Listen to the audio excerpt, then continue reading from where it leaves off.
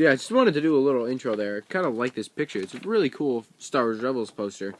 And I know that thing was a little high for the Star Wars Rebels theme, but I had to do it, guys. I'm sorry. So, yes, Star Wars Rebels. I believe this is episode 9. I'm going to check on that, but it's called Gathering Forces, and this is a really cool episode. I really did like it because it's a follow-up to the episode Empire Day.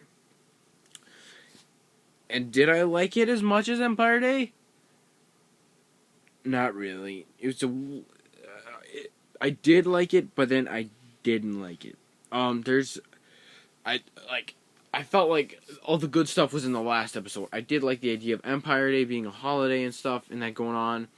And now this episode's kind of just I did love this episode. It's just kind of just like okay, that happened. And I will explain a little bit of something at the end of the video about what I really just was not affected by, why I just am lacking a little bit of this thing. So yes, Gathering Forces, I believe, I'm going to check here on Wikipedia.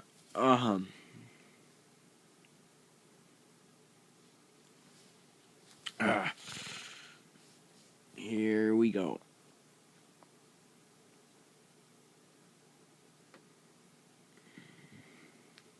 Never mind. I guess this thing is being stupid. So, alright. Okay. So, yes. Star Wars Rebels Gathering Forces. I'm going to do my top 5 moments, and then I'm going to finally actually explain this to you about what I did, what I didn't like about the episode, and just stuff like that. So, yeah, it's going to be a really kind of quick kind of review, but not really. I'm going to really I just want to tell you guys which episode this was. Frick. Okay, here we go. Episodes. And it is not freaking here. Alright, so yes, I'm going to start with my top 5 moments. Number 5 would be that Ezra has a lot of anger in him. And he's taking it out on Zebo. And it's just like, you know what, I'm just so mad at you right now because he just, didn't do what he wanted to. He didn't tell him what he wanted to. So yes, this is episode 8. I'm pretty sure this is episode 8. So yeah, it's sorry guys, just got to do something there. Okay, so yes, and that Chopper is damaged, but then is eventually fixed. Now the thing with Zebo is, I kind of got confused because sometimes he's talking Rhodey and then sometimes he's talking English, and sometimes he's talking Rhodey and sometimes I just really would like them to stick with the main language, but it's not that big of a deal. Sometimes it just bothered me a little bit, but I prefer, they'd stick with one main language for him. And so, yeah, and you can really see that Ezra has got a lot of anger in him, and that he could potentially become a Sith Lord if he really wanted to, if he would really.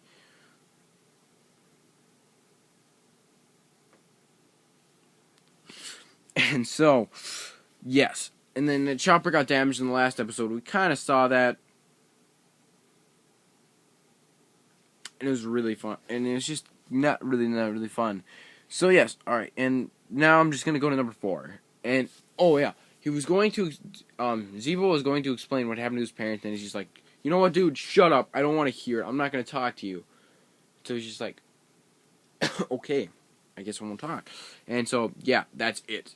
And it was really interesting to see Ezra just kind of flip out on somebody. So, yes, number 4 would be there's a new type of scanner to track through hyperspace, and then that Kanan and Ezra have to leave in the Phantom. And it was really predicament, and it really showed that kind of predicament that they had to leave. They had no choice but to leave. But I did not think that they really had to go back to the meteor planet. I did kind of like that idea, but why did they have to go back there? I don't know. I guess it's not a big deal. So, yeah. Okay, and I did like the idea about that sort of thing. About the new scanner. And also, I did kind of like how you kind of see this argument between Sabine and Ezra kind of throughout the episode, and he likes Sabine. And it's just kind of weird to see him actually flip out on somebody that, he kind of has a crush on.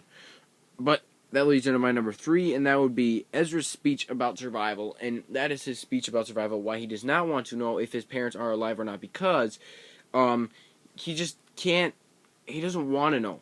Because if he knows and finds out that they're still alive, then all the survival stuff he did was no use, And it's just like that. And then Kanan and Ezra head to back to the meteor planet. I do not want to know what it's called. If you do know, please let me know in the comment section below. And then Ezra finally accepts his fear and apologizes to Zebo and becomes one with the Force. I really did like this whole scene. Kind of all just came together really nicely and got tied with a little bow. And it was just really cool. So, that goes into my number 2, which would be the Kanan and Ezra versus the Inquisitor fight. I did like how Kanan and the Inquisitor kind of had a lightsaber duel, and it was kind of like episode 5, and it's just, you didn't really get to see a whole lot, because it's just not a really full-on lightsaber duel, in my opinion. I would have preferred a longer lightsaber duel, it's just kind of cool. And then Ezra finally picks up the lightsaber, but then gets it taken away because Kenny gets knocked down. And then Ezra gets this huge monster up and takes out his rage, and then Ezra gets cold, because he kind of gives into the dark side a little bit. And it was a little weird seeing the Inquisitor being like, oh, well, this is a little scary here, and he's just kind of, he's not really he's kind of fighting the beast, but he's kind of hesitating too. I would have preferred him to just be like, you know what? No, he just cuts it down, and then he takes after Kanan, and that is my main problem with the episode. I will explain that after my top 1 moment, and that top 1 moment is that we finally get to see Ezra's parents, and I did like that. And it was a nice close to the episode. That's why I felt like that should be my number 1. Because we finally get to see Ezra's parents. And it's just really cool. Because it's really nice that we get to see what they look like. And he's finally happy. And it's the perfect birthday present to him. His day is finally made. And, he gets to see him again. So, my main gripe with the episode is the whole lightsaber duel. I have heard, I believe it was Dave Filoni or that other guy. I don't remember that guy's name exactly. But he's a lot on Rebel Recon. He's like, whenever the Inquisitor shows up, he's going to do some damage. He's not just going to be the weekly bad guy.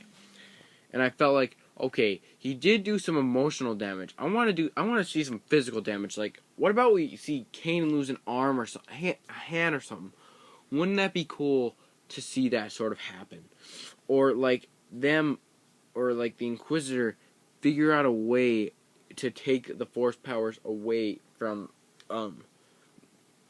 Ezra and Kanan. But I know it's really highly, highly impossible if it is. So, yeah, that is my main gripe with the episode. I did like it. It was really good, and it kind of did fit together with Empire Day. So, yes, a good episode. I'd give it a 4.5 out of 5.